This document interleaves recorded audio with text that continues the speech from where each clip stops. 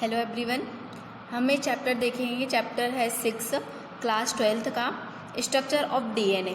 ठीक है, तो यहाँ पर हम देखेंगे कि जो भी डीएनए रहता है वो न्यूक्लियस में रहता है और न्यूक्लियस कहाँ प्रेजेंट रहता है, सेल में।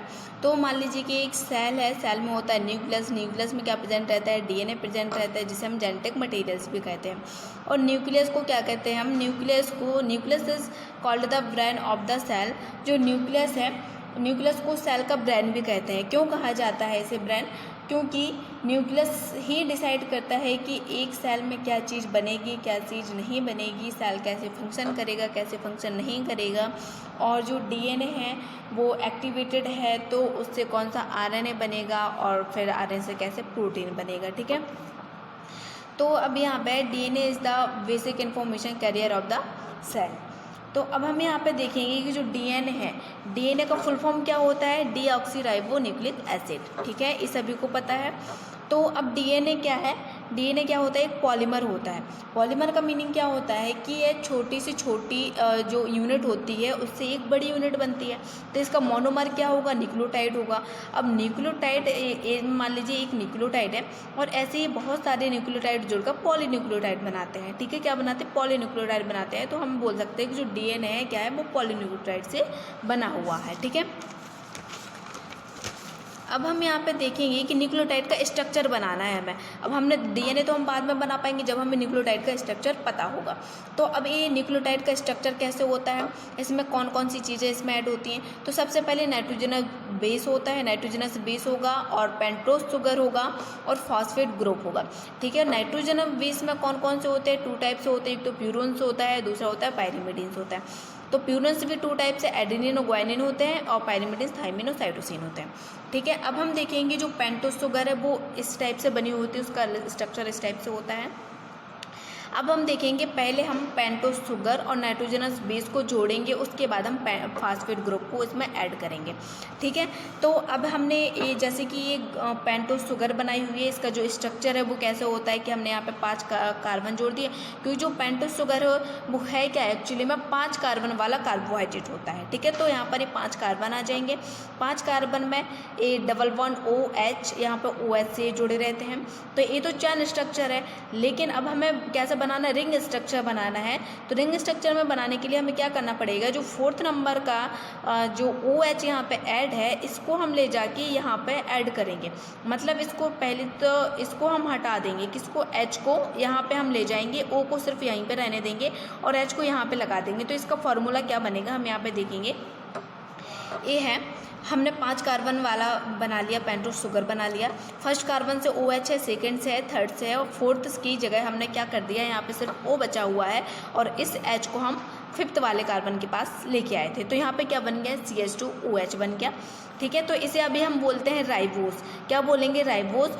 और जब हम इसमें से एक O हटा देंगे सेकेंड नंबर के कार्बन से और इससे OH हटा देंगे, तो बन क्या आ जाएगा, इस OH की जगह पे हम कोई भी नाइट्रोजनस बेस ऐड करेंगे, तब जाके ये बनेगा क्या, डीऑक्सीराइबोस। तो ये राइबोज हो गया, ये तो अभी राइबोज है। अब डीऑक्सीराइबोज कैसे बनता है, हमने देखा यहाँ पे O हटाना है, O हटा के और यहाँ से OH हटाना है, मतलब H2O हमें यहाँ से हटाना है। ठीक है, तो ये बनेगा, कैसा स्ट्रक्चर बनेगा ये, देखिए पेंटोस शुगर का हमने इस यहाँ से OH हटा के हमने एडेनिन कोई भी हम जोड़ देंगे यहाँ पे। ठीक है, एडेनिन हम यहाँ पे नाइट्रोजनस बेस ऐड कर देंगे, नाइट्रोजनस बेस क्या, एडेनिन है।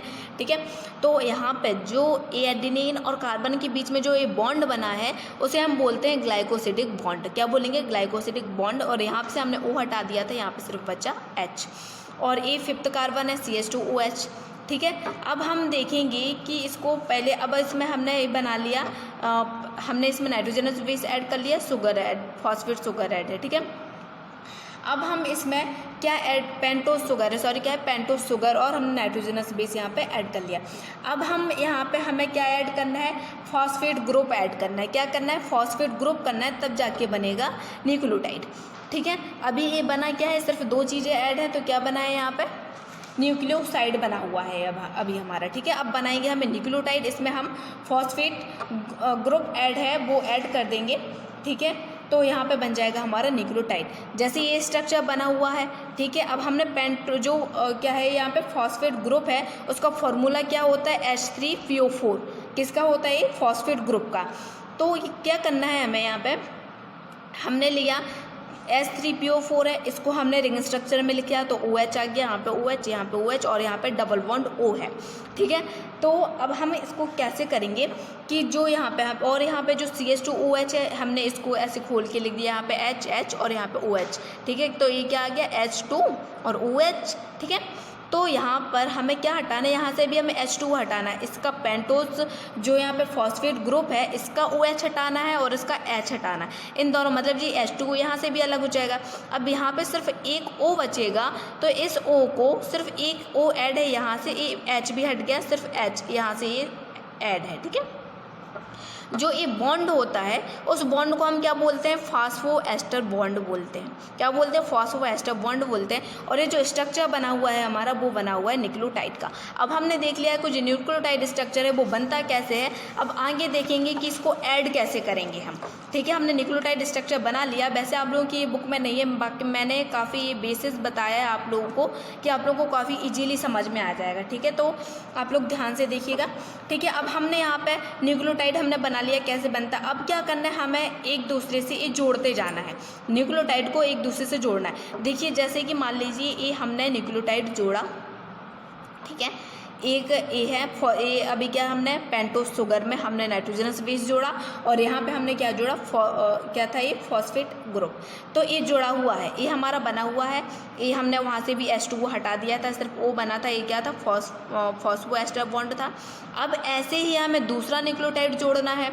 दूसरा न्यूक्लियोटाइड जोड़ेंगे तो आप लोग यहाँ से ध्यान रखेंगे बेटा कि जो 5th नंबर का कार्बन होता है O और A, ये तो हमारा पूरा है इतना और इतना, लेकिन क्या होता है कि जो ऊपर का जो फॉस्फेट ग्रुप का जो ऊपर का OH रहता है यहाँ से E वाला OH हट जाएगा और पहले नंबर के जो न्यूक्लियोटाइड ग्रुप में जो क्या था, ये पेंटोज शुगर था, पेंटोज शुगर के थर्ड नंबर का कार्बन है, ये देखिए फर्स्ट सेकेंड थर्ड फोर्थ और फिफ्थ, ठीक है। 5th नंबर पर क्या जुड़ता है, 5th नंबर का ये कार्बन अलग है और ये 3rd नंबर का ये कार्बन से OH जुड़ा हुआ है। तो हमें इस OH को हटाना है और इस OH को हटाना है। तो इस यहाँ से मतलब H2O निकालेंगे, एक OH यहाँ से निकल गया, H यहाँ से निकल गया, यहाँ पे भी सिर्फ क्या बचा O से, तो यहाँ से भी सिर्फ O से बॉन्ड बचा कार्बन का O से और O का यहाँ से सीधा एक बॉन्ड बचा। तो इस बॉन्ड को भी हम क्या बोलते हैं, फास्फो एस्टर बॉन्ड बोलते हैं। और यहाँ पे भी यही रिएक्शन थे, क्या था, फास्फो एस्टर बॉन्ड। तो 2 बॉन्ड हुए, इसे हम बोलते हैं फास्फो डाई एस्टर बॉन्ड बोलेंगे, क्योंकि दो बॉन्ड हो चुके, ठीक है। इसी तरह के हम और भी न्यूक्लियोटाइड यहाँ पे ऐड कर सकते हैं, ठीक है। जैसे कि हमने ये स्ट्रक्चर बना लिया, ये क्या है, ये पेंटोज शुगर है, यहाँ पे नाइट्रोजनस बेस ऐड है और यहाँ पे फॉस्फेट ग्रुप ऐड है। ऐसे ही मैंने यहाँ पे 3 स्ट्रक्चर ले लिए।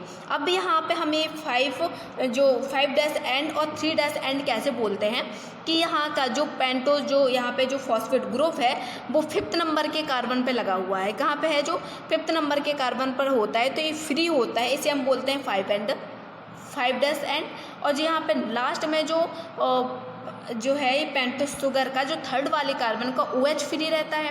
3rd लास्ट वाला है, कोई ना कोई तो लास्ट और ऊपर वाला आएगा ना, क्योंकि कोई ना कोई तो फर्स्ट होगा, कोई ना कोई तो लास्ट होगा। हम जितने इसमें ऐड करते जाएंगे, मान लीजिए 2 और भी ऐड कर देंगे, तब भी लास्ट कार्बन का OH ही बचेगा, ठीक है। तो इसे हम बोलते हैं 3 एंड, ठीक है, 3' एंड बोलते हैं, ठीक है। तो ये हमारा हो गया, ठीक है।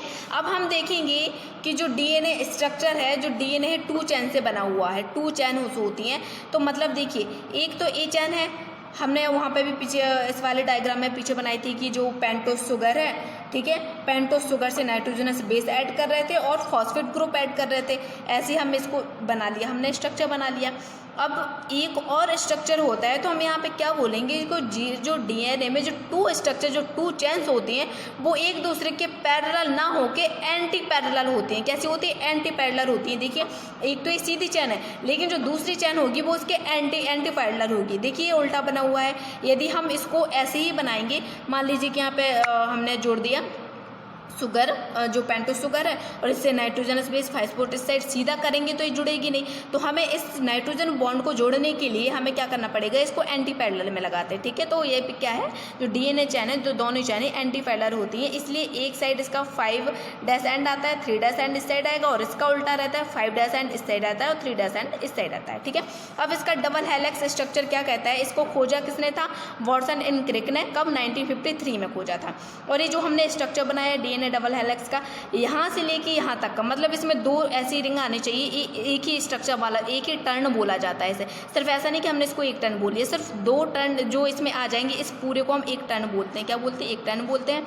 और जो 2 हमें दिख रही है ये लाइनें से, इसमें 2 बेस पेयर हैं, कितने, एक तो 2 नाइट्रोजन है, जैसे कि हमने यहाँ पे लिखा था जी, एक ए वाला नाइट्रोजन, एक ए वाला नाइट्रोजन, ये एंटी पैरेलल चेन लगी हुई है, तो यहाँ पे 2 नाइट्रोजन है, तो ये पूरे 20 बेस पेयर होते हैं। और ये जो यहाँ पे हमने जो डंडी सी दिख रही है लाठी से, उसे हम बोलते हैं 10 नाइट्रोजनस बेस, ठीक है। और इसकी जो लेंथ होती है वो होती है 3.4 नैनोमीटर में, या फिर होती है 34 एंगस्ट्रॉम में होती है, ठीक है।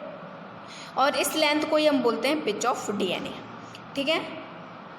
Okay, thank you.